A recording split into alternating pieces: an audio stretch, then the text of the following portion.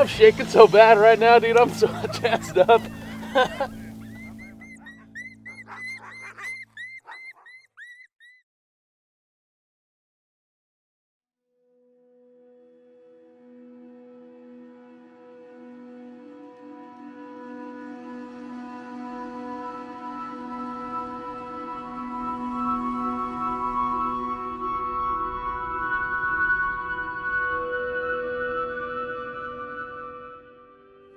The first day didn't start out with a bang. We had to work at it for a while. It was a little warm. The wind died down in an area like this that has lots of roads and lots of houses and lots of farms all over the place.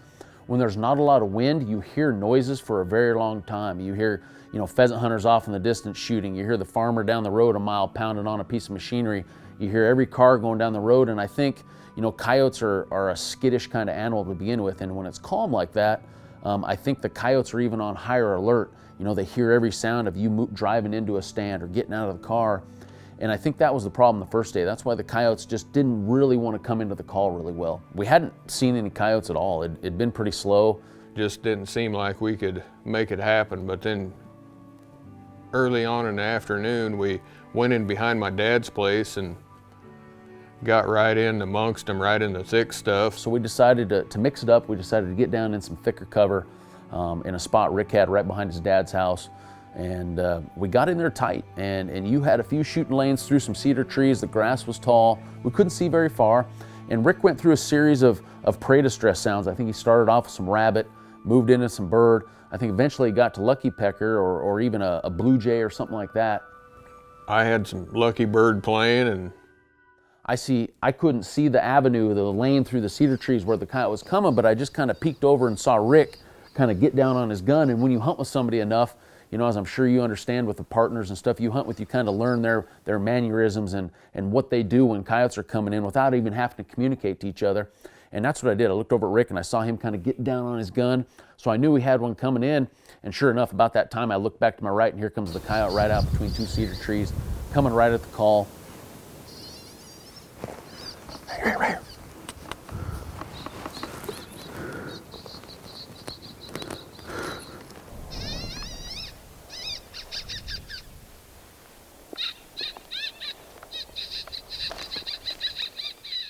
And when you're trying to hide two hunters and two cameramen, coyotes get within 30, 40 yards, man, their senses are keen. And that coyote looked right up at me.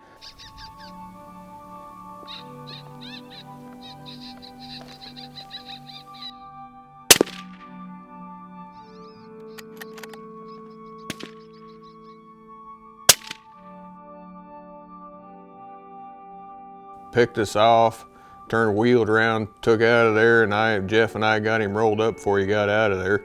The coyote booked around. I was on my red dot. Rick was on his scope, and I think I actually missed him with my red dot. Rick had a straightaway shot and got him rolled up, but when you got a wounded coyote like that, just, I hate to see him suffer and not get him killed quick. So that was kind of exciting and got the morale back boosted up, and we were all fired up then. I think it might have been the next stand. We've caught a lot of cats and coyotes out of this stand. We're back in this pasture my uncle's got full of cattle, and we slipped down in there, and there's a bunch of plum thickets. It's not even an acre of plum thickets, but I traditionally, when I go in there, I call a coyote or a cat out of there. And we got set up and playing Lucky Pecker again. Jeff alerts us that this cat had come charging right out of there, and I was the only one, legal with a fur harvester's license to shoot a cat. Jeff didn't buy that extra tag this year.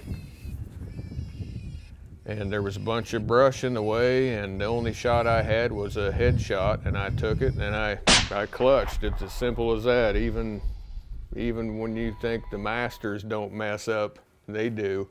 So I held my head high and took a march out of there like I do, pouting a little bit, but I'm human.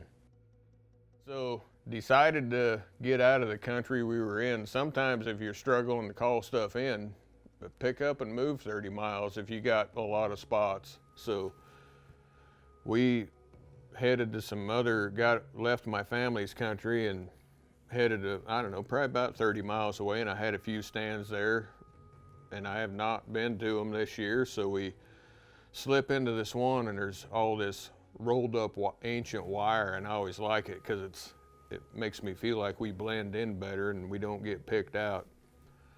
So we all piled in there. There's about 5 of us, and I started out with a sook howl in the long howl folder and Lucky Pecker, I think, for a few minutes, and then here's this coyote show up way up on this hill.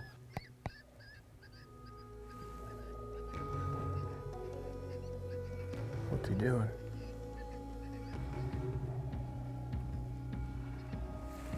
Let me try something here.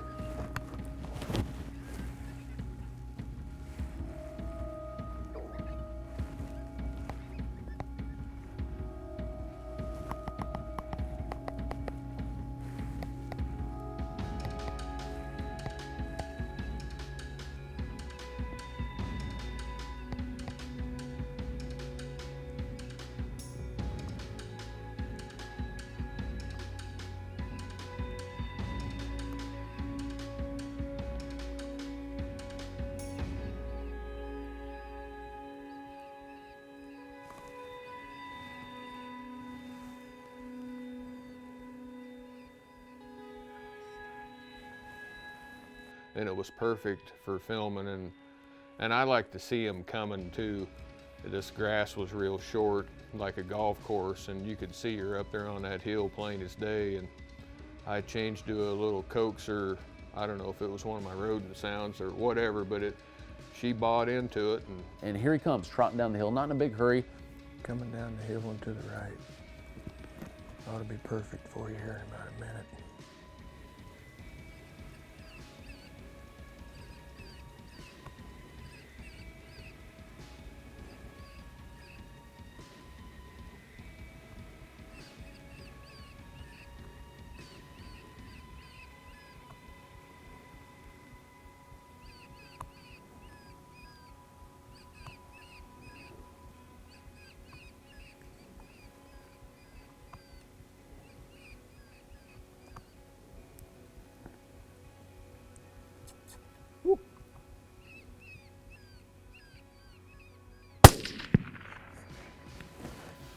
Feels good to finally squeeze the trigger on a coyote just standing out there.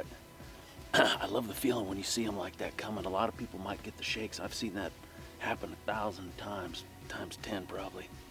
And for me, not till I squeezed the trigger and watched him dumping my scope, man, I got that adrenaline dump. And I've been shaking ever since. But that's why we do it, man. You know, it's dead calm now, so I don't expect these coyotes to probably come in real hard. My experience, when it gets dead calm, they come, but it's just, he checked up on the hill up there about 275. Rick was playing one of the pup distresses. I was debating whether to shoot him at that point, but we, a little patience pays off. Rick switched the sound up to, what'd you switch that to, Rick?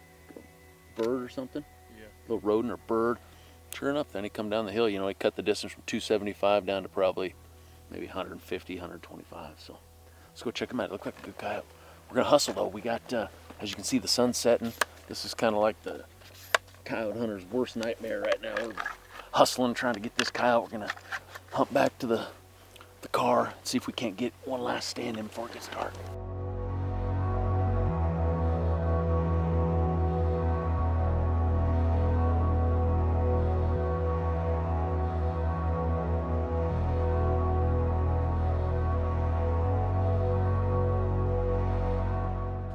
Obviously a coyote under 150 yards, if you take your time, it should be a makeable shot, and that's what I did, just squared up, and a nice quarter shot. You shoot a good bullet, you put it right in the crease, and it was kind of cool to watch that coyote lock up and tip over in slow motion. Jeff made an awesome shot on her. That was the best hunt of the day.